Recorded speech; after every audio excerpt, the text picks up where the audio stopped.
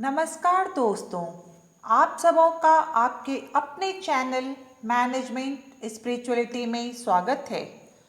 अब तक हम सबने माँ दुर्गा के हाथ में सुशोभित त्रिशूल, सुदर्शन चक्र, शंख और भाला से शिक्षा लिए। आज ज्ञान अर्जित करेंगे धनुष बाण, वज्र, घंटा और कालदंड से। धनुष और बाण। मारुतो दत्तवाश्चापं बाण पूर्ण तथेषुधि। वायुदेव ने माँ दुर्गा को धनुष तथा बाणों से भरे हुए 2 तरकस प्रदान किए। बाण गतिज ऊर्जा का प्रतिनिधित्व करता है और धनुष संभावित ऊर्जा का। संभावित और गतिज शक्तियों का यह संयोजन ऊर्जा का प्रतीक है। यह इस बात का भी प्रतीक है कि माँ दुर्गा ही ब्रह्मांड में ऊर्जा के सभी स्रोतों को नियंत्रित करती हैं। देवी दुर्गा द्वारा धारण किया गया धनुष से पता चलता है कि व्यक्ति में स्वतंत्र रूप से अपने लक्ष्यों को प्राप्त करने की क्षमता होनी चाहिए। बाण यह दर्शाता है कि लोगों को अपने लक्ष्य पर दृढ़ और केंद्रित होना चाहिए। उन्हें इस बारे में बहुत स्पष्ट होना चाहिए कि वे क्या चाहते हैं और उसी के अनुसार काम करें। धनुष और बाण यह भी बताते हैं कि जिस प्रकार धनुष से निकला हुआ बाण लक्ष्य को भेदता है, उसे तुनीर में लौटाया नहीं जा सकता। उसी प्रकार मुख से निकली कोई भी अनुचित कटु बातें व्यक्ति के हृदय को घायल करती है। बातों को वापस नहीं लिया जा सकता। व्यक्ति को सोच समझकर अपना मुख खोलना चाहिए, अपितु रिश्तों में कटुता आ जाती है। नमस्कार friends, welcome everyone to your own channel management spirituality. Till now, all of us have learned from the trident, Sudarshan Chakra, conch shell, sphere adorned in the hand of Ma Durga. Today, we will gain knowledge from the arrows and bow, thunderbolt, bell and kaladanda. Bow and arrows. मारुतो दत्तवाश्चापं बाणपूर्णं तथेषुधि। Vayudev, wind deity, gave Ma Durga 2 quiver full of arrows and bow. Arrows represent kinetic energy and bow represent potential energy. The combination of potential and kinetic power symbolize energy. It also symbolizes that Ma Durga only controls all the sources of energy in the universe. The bow held by Goddess Durga represents that a person should be himself have the potential to attain by his goal independently. And the arrow suggests that people should be steadfast and focused on their aims. They should be very clear about what they aspire and what work accordingly. The bow and the arrow also tells that the way the arrows coming out of the bow penetrate the target, it cannot be returned to the turner. In the same way, any inappropriate bitter words coming out of the mouth injure the heart of the person. Things cannot be taken back. A person should open his mouth thoughtfully, otherwise bitterness comes in relationship. वज्र और घंटा। वज्रमिंद्र समुत्पादय कुलिशादम राधिप तदोतस्य सहस्राक्षौ घंटा मैरावताद गजात।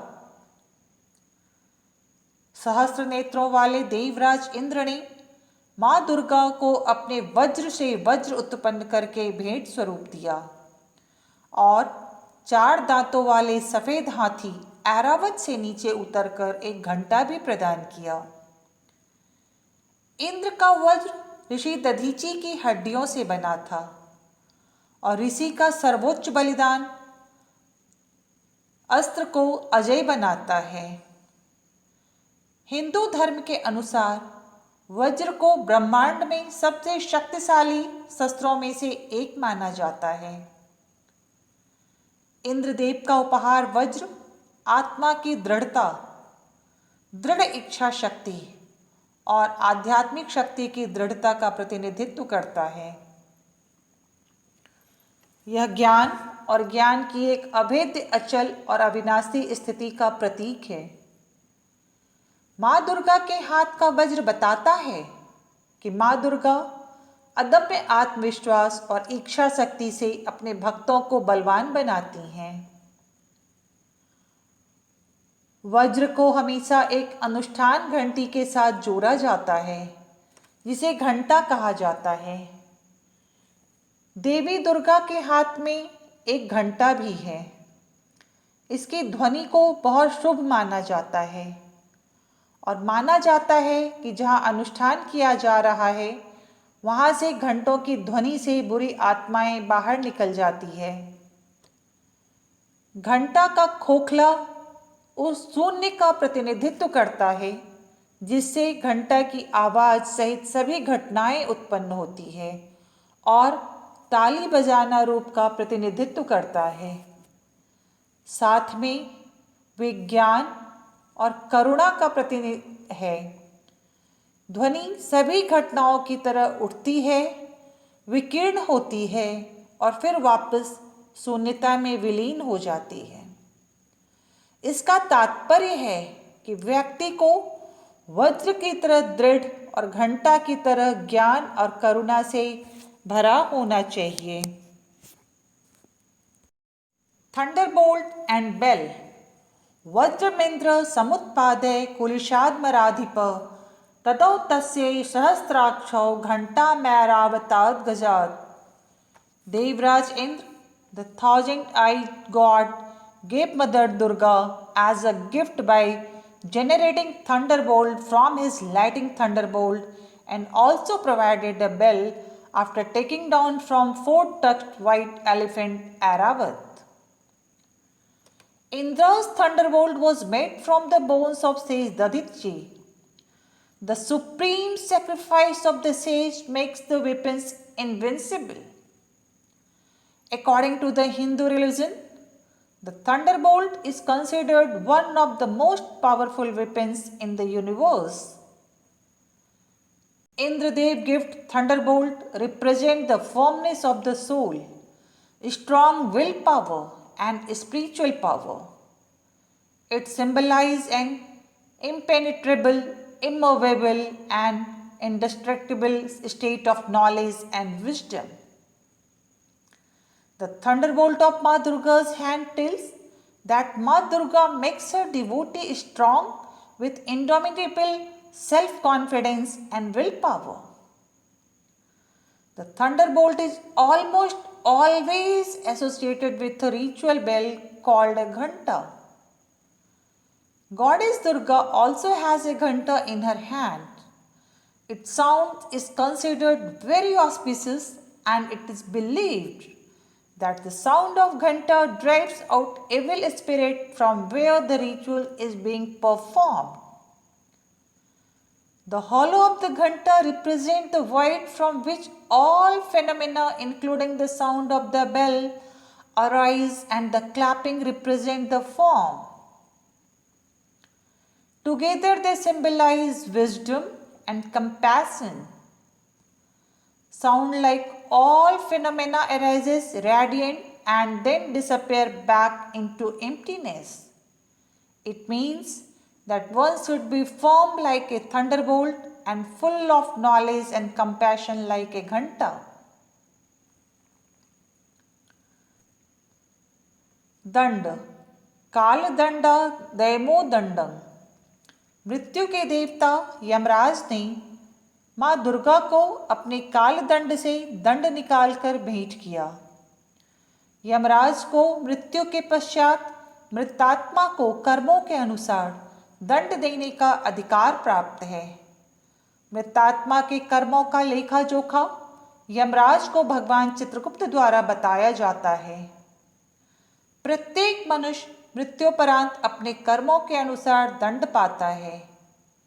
कालदंड प्राणियों में भेदभाव नहीं रखता। इसकी शक्ति से कोई नहीं बच पाता। माँ दुर्गा के हाथ का दंड प्राणियों को कर्मों का दंड देने का अधिकार रखता है। माँ दुर्गा बहुत से असुरों को उनके गलत कर्मों की सजा दी हैं, जैसे चंडमुंड, शुंभ निशुंभ, रक्तबीज, महिषासुर इत्यादि। साथ ही देवताओं और मनुष्यों को उनके अच्छे कर्मों का फल। माँ दुर्गा के हाथ का दंड सिखलाता है कि आप जो भी कार्य करें उसे पूरी ईमानदारी और निष्ठा से करें। कभी कोई गलत कार्य ना करें, क्योंकि कालदंड से कोई नहीं बचा है। सत्य के मार्ग पर रहकर अपना जीवन सुख और शांति के साथ व्यतीत करना सबसे उत्तम है, ना कि असत्य के साथ जीना। हम सबों को सत्य के मार्ग पर चलते हुए अपने जीवन को सुंदर बनाते हुए सफलता प्राप्त करना चाहिए। आगे की वीडियो में अन्य शस्त्रों से सीखेंगे। आप सब इस चैनल को सब्सक्राइब, लाइक और शेयर कीजिए। और हाँ, नोटिफिकेशन बेल हमेशा ऑन रखें, जिससे मेरे आने वाले वीडियोस आपको मिलता रहे। आप मेरे वीडियोस को टेलीग्राम चैनल पर भी देख सकते हैं। धन्यवाद। दंड कालदंडादेमो दंडम। Yamraj, the god of death, presented a Kaladand to goddess Durga from his Kaladanda. After death, Yamraj has the right to punish the dead soul according to his deeds. The account of the deeds of the dead soul is told to Yamraj by Bhagwan Chitragupta. Every human being gets punished according to his deeds after death. Kaladand does not discriminate among anyone. No one can escape from its power.